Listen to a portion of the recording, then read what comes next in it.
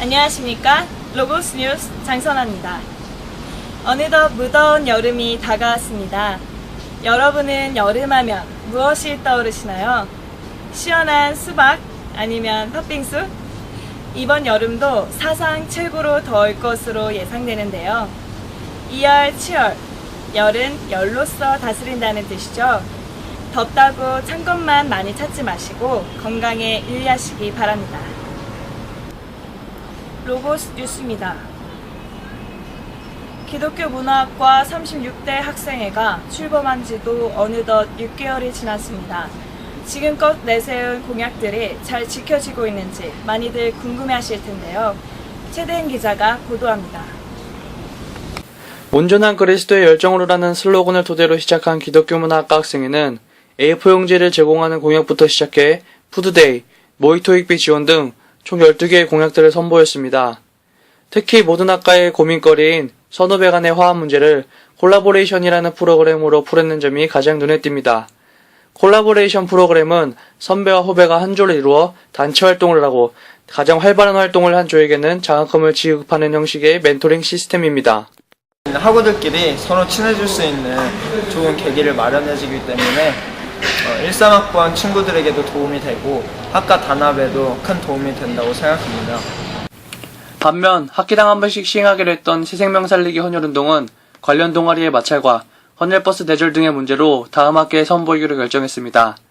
또한 학우들 간의 칭찬을 권장하기 위해 도입한 칭찬함과 학생회의 건의사항을 말할 수 있는 건의함 공약은 홍보 부족으로 인하여 학과실에 방치된 상태이며 학우들에게 물품을 대여해주는 공약은 도난 문제가 발생하여 현재는 중지되어 있습니다. 이번 방학을 통해서 정말 더욱더 2학기에 대한 공약을 더욱더 보완하고 더 수정을 해서 더욱더 열심히 품고 나아가는 36대 학생회가 될 수 있도록 노력하겠습니다. 학우분들도 정말 많은 참여와 응원 부탁드립니다. 마지막으로 학생회는 학우들의 복지 증진을 위해 더욱 노력하겠다고 답했으며 더불어 학생들의 많은 참여도 부탁드린다고 말했습니다. 로고스 미디어 최대현입니다. 정부가 새롭게 바뀌면서 보장된 노후 생활을 기대하시는 분들이 많으실 텐데요. 실상은 20%만 복지 혜택을 받고 있는 것으로 드러났습니다. 홍희영 기자입니다. 경기도 광명시의 한 고물상 앞 86세 전재한 할아버지가 모아온 고물을 내다 팔고 있습니다. 전재한 할아버지는 벌써 4년째 고물을 주워 고물상에 파는 일을 하고 있습니다. 기력이 쇠약해 일이 만만치 않지만 생계를 위해 그만둘 수가 없습니다. 나이가 있기 때문에 힘들고 그래도 뭐 풀칠해야 되니까 이거 그래도 뭐 먹어야 사니까. 다른 어르신들처럼 노인복지관에서 문화생활을 즐기고 싶지만 15,000원에서 25,000원 사이의 이용금액이 부담스러워 다른 활동은 못하고 고물 줍는 일을 운동삼아 한다고 말합니다. 운동도 할 겸. 예. 안 가면 개항은 걸 댕길 수도 없고 그때 이런 끄고 댕기면 할아버지가 거주하는 광명시의 노인복지관에서 시행하는 교육 프로그램은 약 50여 개. 이 중 무료로 이용할 수 있는 프로그램은 단 2개에 불과합니다. 나머지 수십 개의 프로그램은 적게는 15,000원, 많게는 25,000원의 이용금액을 지불해야만 참여할 수 있습니다. 근처의 관악, 금천, 구로 노인복지관의 이용금액이 평균 10,000원 미만인 것에 비하면 매우 비싼 수준입니다. 저희 복지관에 어르신들이 6,000명이 넘게 가입을 하셔서 이용을 하세요. 하루 식수용 인원도 400명이 넘으시고요. 근데 그걸 다 유료를 무료로 전환하는 부분은 아무리 국가에서 지원이 있어도 어려워요. 왜냐하면 수급자나 이런 분들이 이용하실 수 있도록 나머지 분들은 일정 금액의 돈을 받고 그분들이 식사나 이런 것들을 무료로 하실 수 있도록 하는 운영이 돼야 되는 부분이 있다 보니까.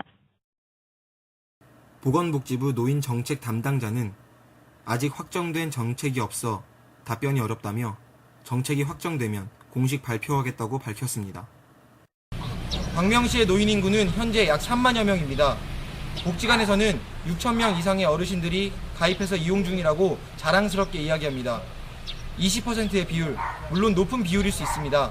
하지만 박근혜 정부의 편안하고 활력 있는 노후생활 보장이라는 정책은 과연 나머지 80%의 어르신들에게는 해당되지 않는 내용일까요? 박근혜 정부 100일을 맞아 다시 한번 점검해 보아야 할 정책입니다. 로고스 미디어 홍우현입니다.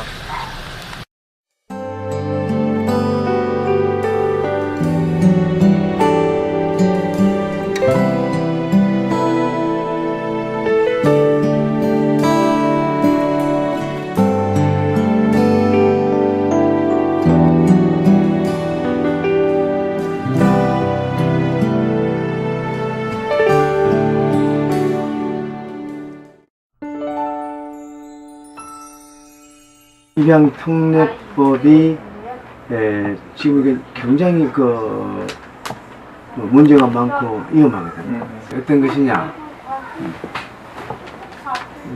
10대 미혼모들이 아기를 출산하면 아버지 어머니가 몰라요. 출산한 사실을 아버지 어머니가 모르면 이 아이를 출산하고 난 뒤에 빨리 아이를 안전한 곳에 보호하고 집에도 들어가고 학교도 와야 된다고 그래요. 이게 이제 아이들의 지금 현 입장이라는 거예요. 이제 입양특례법은 10대 미혼모들이 아기를 낳아도 출생신고해야 되고 일주일 또는 성숙 기간을 가지고 자기 앞으로 출생신고해야 돼요. 근데 이게 발목 잡는 거예요. 이게 지금 이 법하고 이 10대 아이들하고는 이게 갭이 멀어서 이걸 할 수가 없는 거예요. 지금 한국 정세에도 그렇고 또 아이들이 지금 10대 아이들이 이 일을 할 수가 없어. 출산 신고를 할 수가 없지. 아버지가 어머니가 동의해야지 가니까. 그리고 불륜 관계를 태어나 남편이 집을 나가서 3, 4년, 4, 5년 안 들어와. 그러면 살다 보니까 좋은 사람이 생겼네.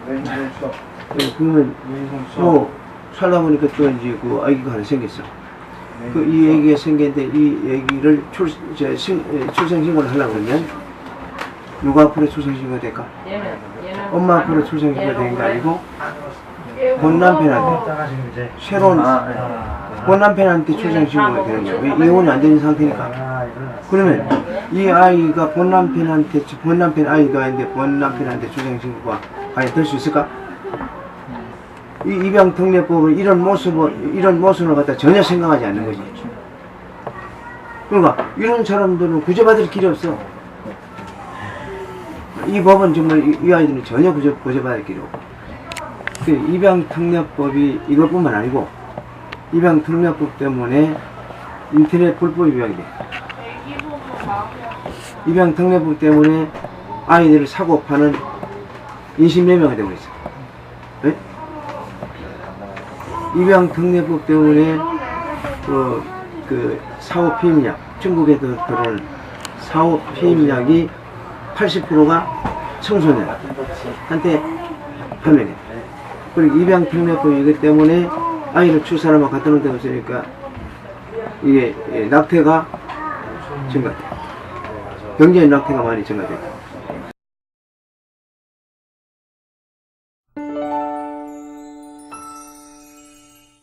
입양특례법을 만든 사람들은 입양특례법이 좋다. 좋은 게 뭐냐, 장점이 뭐냐?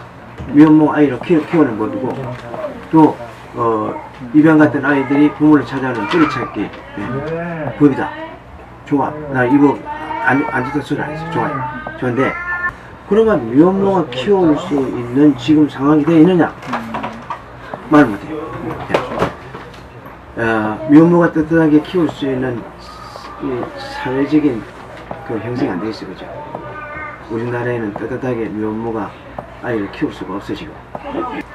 그리고 이 사회적으로도 그렇고 현실적으로도 그렇고 환경적으로도 그래.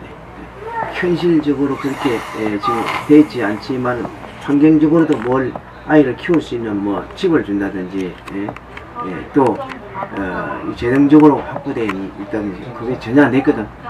아니 미혼모가 아이를 키우는 법은 알아먹고 15만원 주는데 그것도 서울시만 15만원이야. 각 지자체마다 또 달라. 8만 원, 7만 원 나온대. 그래 놓고 이걸 미혼모 아이를 키우는 법이다. 웃기는 코미디도 아니야. 이건 우롱하는 거 조롱하는 거지. 이게 전혀 이 기초가 전혀 안 돼 있어. 그 미국에는 이 법이 만들어지는 것은 한 계단, 두 계단, 세 계단 이렇게 차곡차곡 쌓여져서 이 법이 만들어졌고, 우리 한국은 그 법을 그냥 도입을 했어. 껍데기만 가져왔단 말이야. 그래서 지금도 그 사람들이 내가 방문하면 유엔이 인정하는 법이고, 미국에서 이거는 세계적인 법이다 이렇게 이야기했단 말이야. 세계적인 법이건 유엔에서 인정하는 법이건, 우리나라에서 지금 아이가 죽고 내몰리고 이렇게 고통당하는데 그 법이 어떤 법이냐가 중요한 게 아니고 그 법이 어떻게 사용되어지냐가 중요하거든. 아무리 좋은 법이라 할지라도 어떻게 그 법은 악법이야. 그 법 존재 가치는 없단 말이야. 그래서 그거에 대한 특별법이 생겨야 돼. 그러니까 거기에 개정되지 않고는 정말 아이들 생명이 위험하고 미혼모들의 그 눈물이 그칠 날이 없거든.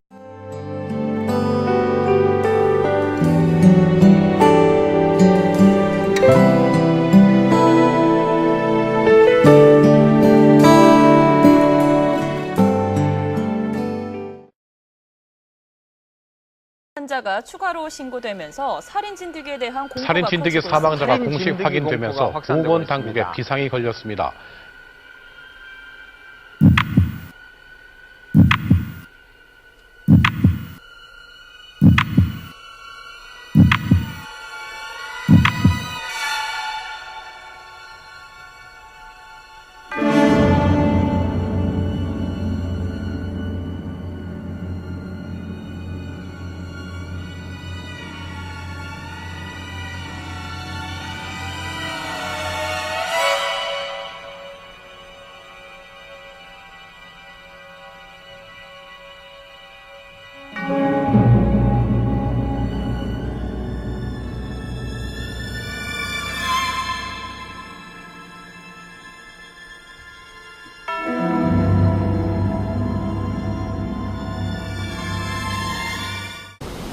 중국과 일본에서 잇따라 사망자를 발생시킨 살인 진드기가 국내에서도 발견돼 여러 퇴치법과 예방 방법들이 나오고 있는데요. 하지만 살인 진드기 치사율보다 흡연자의 폐암 치사율이 훨씬 더 높다는 것 알고 계신가요? 폐암의 90%는 금연만으로도 예방이 가능하다고 합니다. 어느덧 금연은 필요가 아닌 필수가 됐습니다. 지금부터 건강을 위해 금연 캠페인에 동참해보는 건 어떨까요? 로고스 뉴스 장선아였습니다. 고맙습니다.